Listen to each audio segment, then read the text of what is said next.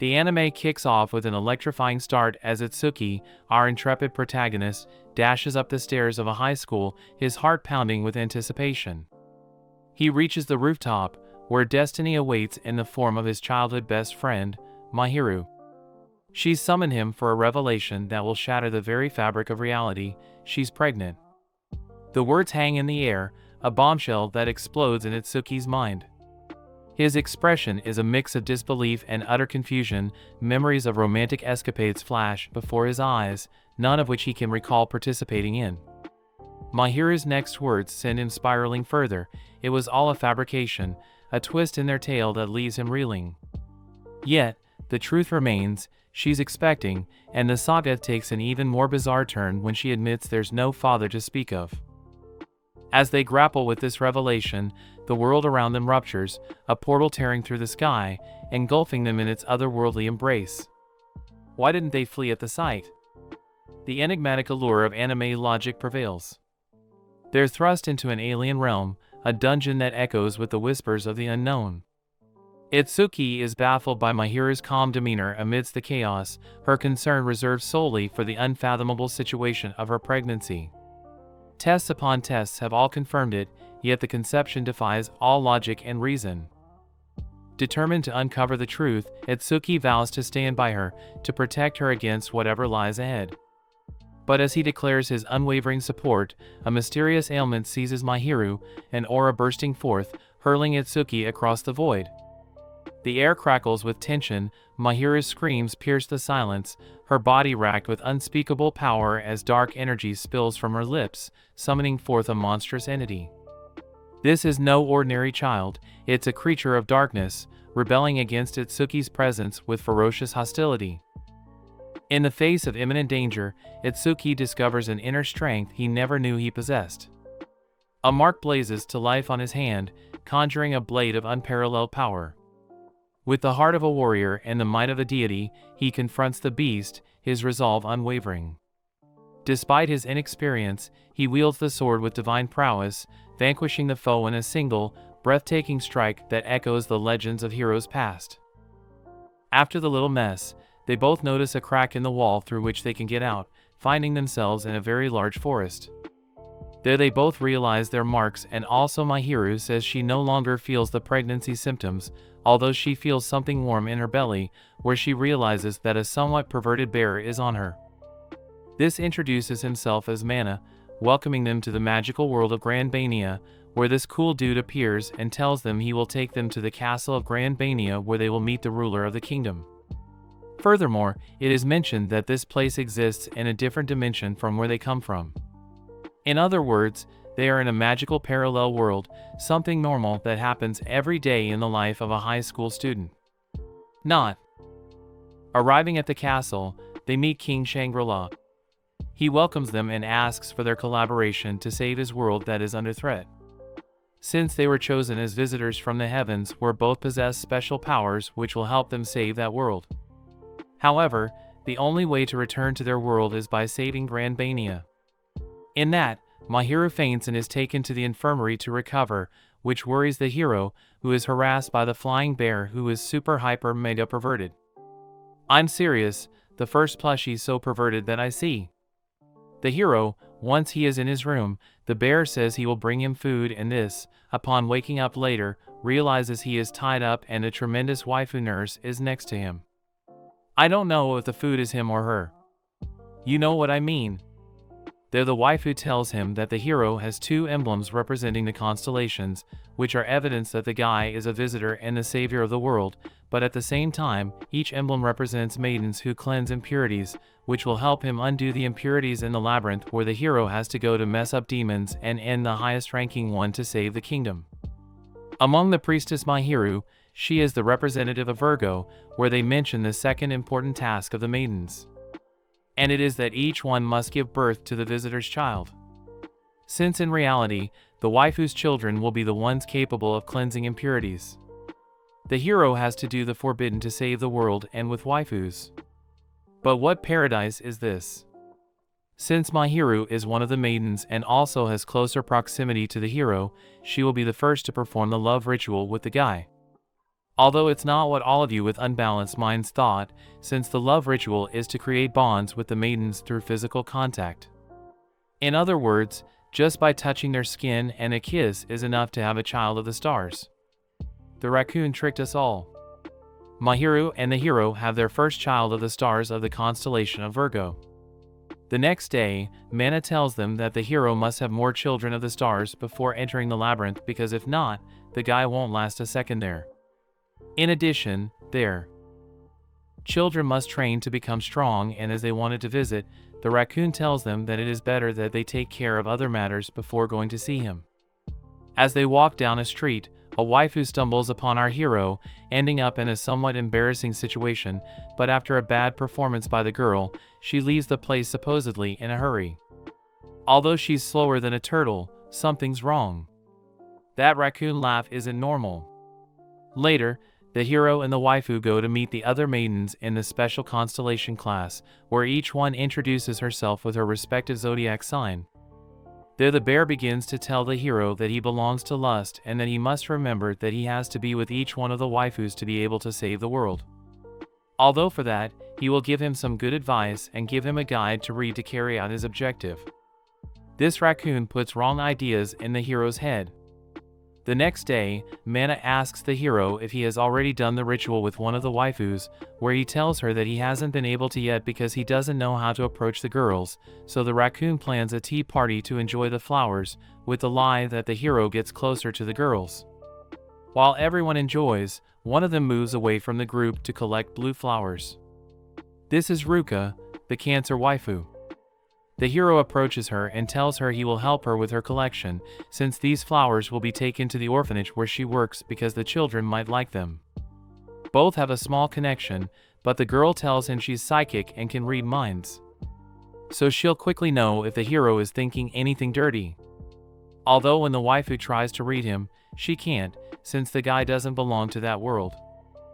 After their conversation, Mahiru appears somewhat drunk, where she begins to thank the hero for saving her, as well as asking him if he remembers the promise he made to her years ago, something the guy forgot. And apparently, that is important to her. Then the hero visits his Virgo sun, where he is trained by a very sensual waifu who gets a little excited when she sees the hero. The guy is flirting more than all of us without doing anything. There, the waifu tells him that he must have more children of the stars to be able to go, as the one he has now will not be enough. The Broda starts to think, and the only one he has had contact with is Cancer, so he decides to talk to her, and she accepts to give her blessing, where they both create another little star child. This guy is on fire, folks! Itsuki is summoned by the king, where he is given the 12 constellation guards, who can absorb impurities. With everything ready, the Proto decides to go to the labyrinth, where it is open with the magic of the 12 girls, but once inside, they are more lost than Christ's sandals. Although Mana serves as a guide and explains how they should move, a boss appears who crushes the Proto's children, and therefore they must flee since their level is very low and that of their children to face the labyrinth. Once outside, the children reappear, since when they feel a danger that exceeds their power, they protect themselves in a kind of vessel, but even though they are rookies, they all go back in with the faith of being able to end the impurities, but once again they are easily defeated, so they must train for sure. Mana with much concern takes the Proto to Narcissist, where he tells him that it is impossible for a visitor to be so weak, since he cannot defeat an impure minion. There, the cool dude tells him that there is a solution to end the whole momentary crisis, and it is to perform the double love ritual. Since this is based on being with two maidens at the same time, and it is said that from this ritual the best star children can be born. The problem is that many years ago it was believed to be impossible for a visitor to join several maidens at the same time. In other words, it is unexplored territory for all of them, besides that the damages caused by doing it in a succulent way with both waifus to the visitor are unknown. But it's a sacrifice that the Proto is willing to accept. With what happened, the Proto decides to think about it, so he goes to the hot springs with Maru, where they spend the day, and the waifu manages to see several wounds that the Proto has on his body due to the strong training he is doing every day to save the world and return to his home. What worries the waifu, and she asks him to survive at all costs. Although there, she remembers the ritual they did and faints. Although well, in reality their ritual was simple and there wasn't much contact, so to speak. Upon waking up, the waifu cannot find her keychain that the prota gave her when they were children. Where is it? After finding it, she tells him that they will still be together as adults, a promise that the PB made when they were children and that he remembered at that moment. Although in the end, the romantic atmosphere is ruined by Mana's lust. The prota is attended by Scorpio, one of the maidens and nurse of the place, to whom they explain about the double ritual, which also worries her a little, since they do not know what side effects would occur on him and more in the state he is in with the wounds and tiredness. The prota gets a little hungry, and the most sensual waifu prepares some apples for him, which brings back memories of his brother who died of an illness. There, the waifu tells him that she will serve him for the ritual, but that he must find another maiden to carry out the practice. We have to admit that of all, you would also like Scorpio.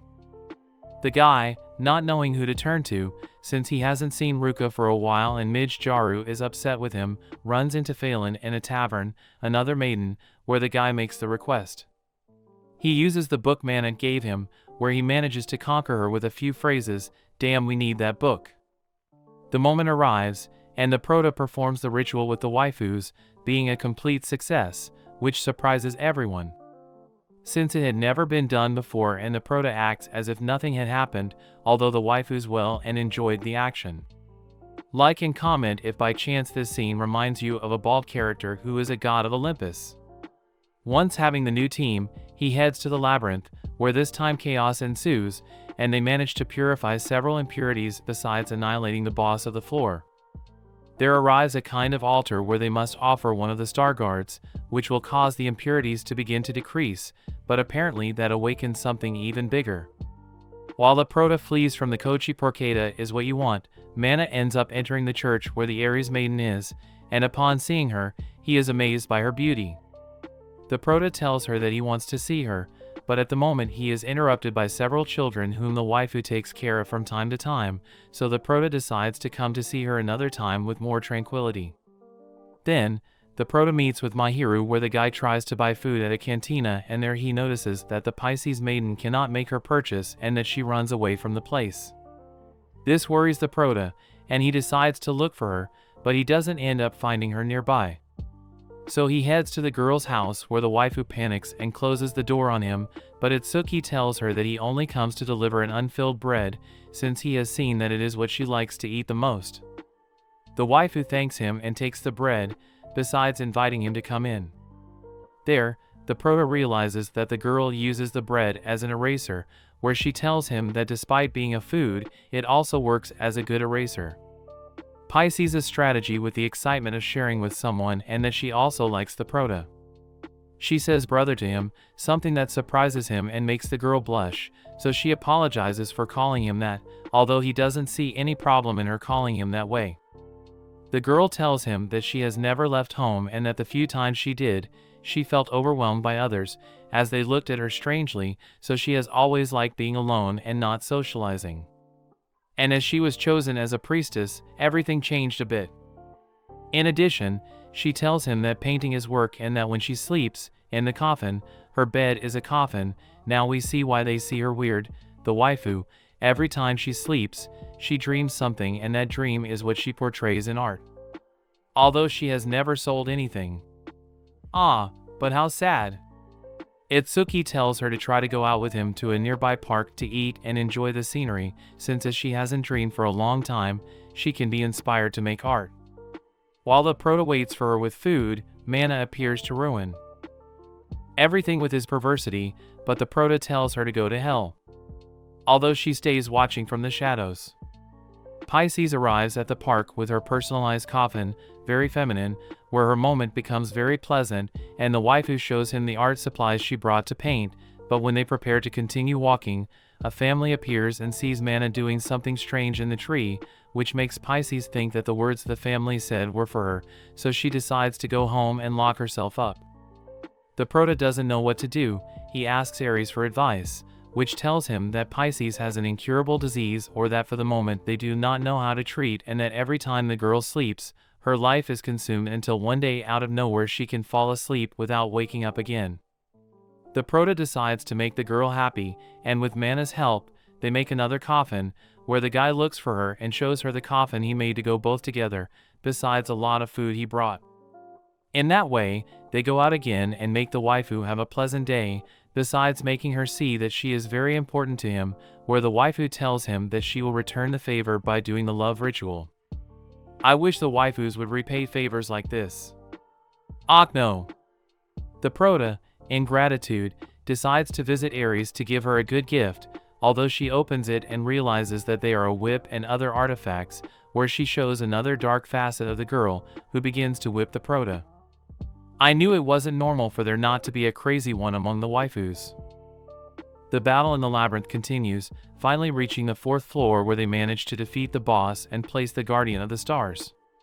However, Mana warns them that from now on, every time they keep descending, they will encounter creatures of higher level, so the hero must hurry to have more children. The problem is that the guy has spent all this time fighting creatures and has completely forgotten to be with the maidens. Although Mana already has a plan to solve that problem, a little vacation at the beach. How kind Mana is. During these vacations, the 12 maidens will spend time with the hero, in addition to Mana choosing the sensual swimsuits that each of them will wear. Meanwhile, a guy named Seiya starts calling the girls from another car, saying they are going to the beach by mere coincidence and that they are going to have a photo shoot. Mana says the guy is a popular heartthrob among the girls, but he is obsessed with the maidens, and starts chasing them to see who falls for his tremendous Prince Charming physique. But all of them tell him to get lost because, thanks to the book the hero has, he conquers them all in seconds. Once at the beach, enjoying the place and playing volleyball, Itsuki realizes that Gemini is alone and decides to keep her company, although she is somewhat shy. There, the hero tells her that she shouldn't tolerate Seiya chasing her, but she says that everything is due to the future findings she predicts, as she has the ability to read the future, or so she says. Although Itsuki doesn't believe her much, which saddens Gemini and makes her other personality come out to shout a few things at him and tell him that they will read his future. There, she stands in front of the crystal ball and the waifu realizes something that she notes on a paper for her bad personality to take care of telling him where it is. She tells him that soon the hero will die, but he doesn't care much, since he doesn't believe much in that, and if it's his destiny, he won't be able to change it. The waifu tries to convince him and changes the future, where Mana punishes Seiya in a weird way, but then sees in the hero's future that the way to save him is by performing the love ritual, where the guy gets another star child. After a few days, Itsuki visits his children in training and the teacher goes crazy for him. The protagonist notices that Seiya is spying on Aries, who is spying on the protagonist, so Itsuki gets upset and draws his sword to chase him, but he runs away with Aries. Aries enters a blacksmith where they give her a weapon, which she takes to the church and places in their weapon storage. There, Sella appears, asking for refuge, but a little misunderstanding between them makes Itsuki run to see what happened and find them in an indecent situation. After clarifying everything and the waifu showing him her arsenal of weapons, and if she were a photographer, Itsuki tells Aries that he still likes her way of being and doesn't care about her hobby. They both decide to perform the love ritual, but later they realize that Seiya went to the beach just to take photos of the protagonist. After several days, Itsuki continues with the goal of having more star children. The small detail is that one of the maidens is a rather short girl, which worries the guy, as he doesn't know if that is legal in that world. The case is that Itsuki decides to help Kon in her bakery, since she always works alone from very early in the morning to make everyone smile with her delicious bread. Although the waifu is surprised that Itsuki suddenly wants to work with her, she tells him that yes, the guy is helping her just because he wants to have a star child with her. Seeing it, Itsuki realizes that making bread is difficult. Although Mana constantly appears with her misunderstood insinuations, our hero kicks her out after baking the bread. Then, it's time to open the store and Itsuki notices that, as the minutes pass, no customers appear, which surprises him a lot. Itsuki asks the waifu where the people are, and she replies that since her grandfather got sick and she took charge, the clientele has decreased to the point where none appear. Only Mana walks around with her insinuations, trying to make the hero think indecent things, but thanks to the guy being a respectful man, he kicks her out. In that moment, Arya and Mahiru arrive at the store, saying they're going to help and buying various groceries. Additionally, they notify the protagonist's children's coach, who brings all the kids and the place fills up, making Khaled happy. Although the protagonist's wallet isn't very happy, Alfie supports him by handing him a bag of money so he can pay off the local debt. Then some intimidating guys show up, telling Khaled that it's better for her to close the place and hand it over to them, as they own a prestigious bakery. The protagonist's children intervene in the discussion and start telling them they're rude, which makes them cry and run away from the place. Yuki finds out that the company of those guys partly belongs to the family of the female maiden Maruna, so the guy decides to ask her for help so that Khaled's bakery becomes more recognized, but she rejects his request. The protagonist, by taking her hand, and she by letting go, gets a strong blow to the head. But Mana's great idea is to kidnap her and take care of her, taking her to Khaled's bakery warehouse, where the protagonist guards her and tries to feed her. However, the waifu thinks he's a kidnapper and that he wants to poison her with the food until Itsuki takes off the bag and shows concern, which enamors the waifu. They both start to create a strong bond together, and in the end, as expected, the love ritual is successfully performed. In a change of scene, Khaled's grandfather arrives at the store where he hands her his recipes and shows her a brochure of an event that will take place, where it would be a great opportunity to regain the recognition they lost. This festival will take place at various stands, but all this plan is by Mana so that the protagonist has the opportunity to be closer to Khaled and some other maiden. The protagonist receives a letter that he sends to Colette, where they both meet to see what they can do to capture people's attention, so they start making various types of bread. But they fail to elaborate one that is the boom of the place. However, the waifu remembers that happy bread comes from a mix of love, where two people come together creating one. Itsuki and the waifu set out to elaborate a new recipe, creating the definitive bread, which they present at their booth at the festival. Additionally, the protagonist begins to notice that the innocent girl has an unbalanced mind. Meanwhile, Mana carries out her plan of a spooky house to do succulent things. Taurus comes at full speed, destroying the place. There, he talks with Mana, telling her that all his deliveries are not on time because she's too fast, something illogical, but Mana gives him some good advice so he can go a bit slower. Returning to Khaled, the waifu has a successful stand, but then Mahiru and Pisces arrive, setting up a stand right next to Khaled's, where they will sell competing breads. Despite that, Khaled is successful and her merchandise sells out, but what she didn't count on is that the competition had unlimited production. This depresses the waifu, and our protagonist cheers her up. Later, the protagonist receives a letter where he arrives at the mansion created by Mana, where he has a series of tests as if he were a mailman. Once he successfully completes them, he is given a letter that he must give to Taurus. The protagonist looks for the girl, who is in trouble because she lost several letters in the swamp, and one of those letters is very important as it contains good feelings, and that for her is a curse. The protagonist helps her look for the letter, but after a while they fail to find it. Until the protagonist realizes that there is a letter in a tree, which is the one the waifu thought was lost. Now having the letter, the protagonist helps to distribute everything quickly, where the girl gives him a letter addressed to him expressing gratitude. The protagonist asks her to have the Star Child, where the waifu accepts, and the protagonist recruits another little one to enter the labyrinth once again and be able to reach the 9th floor, where he has managed to control it and decrease the impurities each time. Mana comes up with the brilliant idea of creating a contest among the 12 maidens, where they will participate in independent dates with the protagonist to see which of them manages to win this sushi made by the guy, which is considered the greatest achievement and will qualify them to progress and reach the final where they will have the love ritual with the protagonist.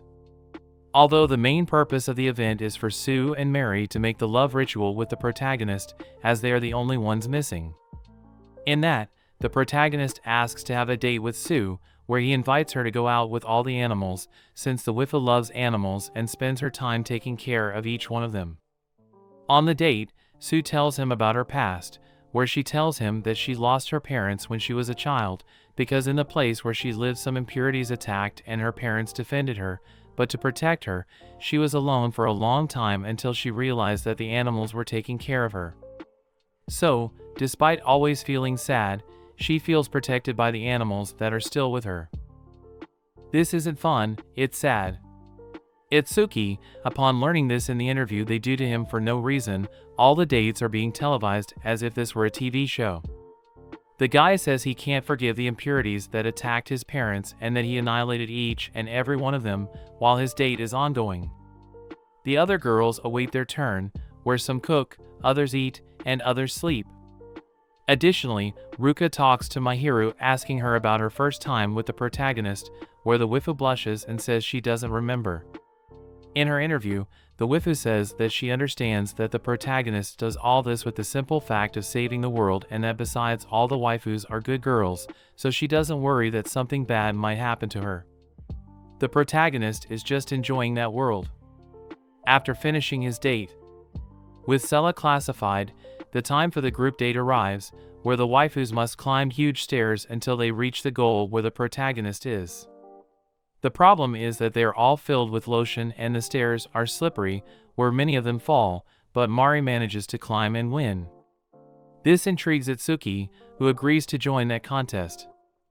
There, the protagonist invites Mari to a pool, where they are alone together and spend a pleasant time, making a good connection. The guy has a date with each girl, but in the end, only Mariyu passes, where they will only have the love ritual. Although in the end, after so much chaos on Mana's part, the double love ritual ends up being performed. Itsuki goes to the program where they train his children and Alphai tells him that she will miss him when it's his turn to leave, which leaves the protagonist somewhat confused since the girl isn't a maiden. But she wants to go with the guy, she's irresistible. There they hear the roar of a beast and everyone is called to the king's castle, where the protagonist is informed that while investigating some ancient texts they discovered that Grand Bania possesses another labyrinth, denominated as the 13th labyrinth, in which there is a ghost or impurity that surpasses the impurities that attack the protagonist. Additionally, apparently, that impurity is the one that creates the others, so if this one is not sealed, all the work that the protagonist has been doing would practically be in vain. The protagonist must now look for the 13th maiden in order to have another child and increase his strength for the battle. The problem is that they don't know where that waifu is, so Itsuki sets out to search the entire city hoping to find his girl. Although Mana begins to put strange things in the protagonist's head, saying that it's likely that the next maiden won't be a girl, but a boy. No, I won't go there. The protagonist continues as a tough macho and rejects the offers that Mana begins to make to him. Although the guy often encounters Seiya, which little by little blushes him and makes him feel strange things. While they're in a park, Mana tells the protagonist that he's already been with all 12 of them and that there shouldn't be a problem if he goes out with a guy, so he must cross the forbidden door either with a man or with any animal. Seriously, Mana is crazy. As the day goes by and Mana keeps bothering the protagonist, Itsuki bumps into Sella again, where he invites him to his house. The protagonist explains the situation, they both take some photos, but then the atmosphere gets weird and the protagonist flees. Later, Mana tells him that she was an impurity that was saved by a wizard a long time ago who wanted to turn impurities into life forms that could coexist with humans. However, the old man died and she was left alone until she came across a visitor who spared her life and saved her. And from that moment on, she started working for the city and that visitor was the king. After that emotional story, the protagonist decides to be with the guys. But at the end of the next day, Mana tells him that it was all a lie, as the ritual cannot be performed with a man. The protagonist analyzes all his research and realizes that there is no other person who could be the maiden. Although the guy starts thinking that it could be someone who is always by his side, who isn't Mana. Itsuki goes to train with Alphai and the children, where the guy gives them the day off to rest. Finally, he tells him that he shouldn't treat them like that, as they won't be strong, and the guy responds that they should rest as best they can, as they are going to fight with the last enemy friend of the labyrinth. Sagittarius, there's a sneaky battle coming, the protagonist and the kids come up with a plan which they execute perfectly in the fight, managing to defeat the impurities. But upon exiting, a tremor shakes the place and a strong light hits nearby. When talking to the king, he tells the protagonist that the 13th labyrinth has appeared, so he must hurry to find the last maiden.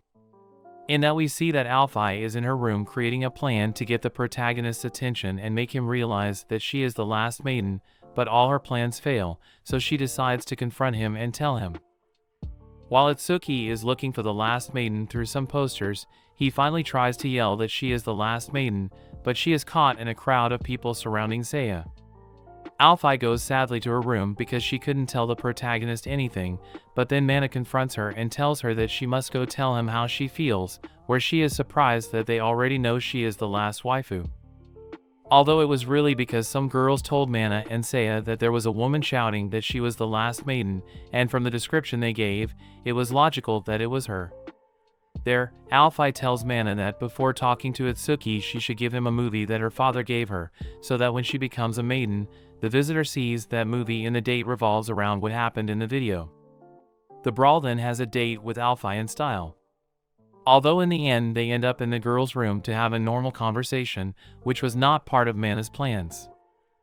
Itsuki tells the waifu that as a child he lost his parents in an accident, where the only person he has and who accompanies him is his best friend, a friend who was only important for the first few minutes and then disappeared.